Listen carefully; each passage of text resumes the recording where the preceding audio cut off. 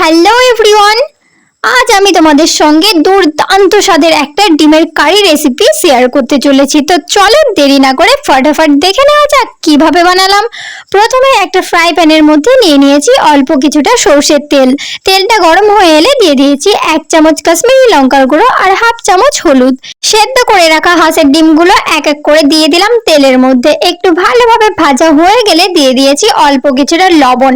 এবার আর একটু নাড়াচাড়া করে নামিয়ে রেখে দিয়েছি। ওই তেলের মধ্যে দিয়ে দিলাম একটা তেজপাতা 2 টুকরো করে, আর দিয়েছি কুচনো পেঁয়াজ। পেঁয়াজটা ভালোভাবে ভেজে নিচ্ছি। পেঁয়াজটা দেখো প্রায় ভাজা হয়ে গেছে। এইবার দিয়ে দেবো রসুন বাটা, আদা বাটা আর দিয়েছি জিরে বাটা। যেহেতু কড়াইয়ের তলে না লেগে যায় তার জন্য অল্প কিছুটা জল দিয়েছি। তো মশলাটা 5 মিনিট এইভাবে কষিয়ে নিচ্ছি। তারপরে দিয়ে দিয়েছি হলুদ, লঙ্কা গুঁড়ো আর 1 চামচ কাশ্মীরি লঙ্কা গুঁড়ো, একটা মিডিয়াম সাইজের টমেটো কুচনো। এবার আরেকটু ভালোভাবে নাড়াচাড়া করে যখন দেখবে মশলাটা থেকে গন্ধ মরে এসছে তখন দিয়ে দেবে পরিমাণ মতো লবণ।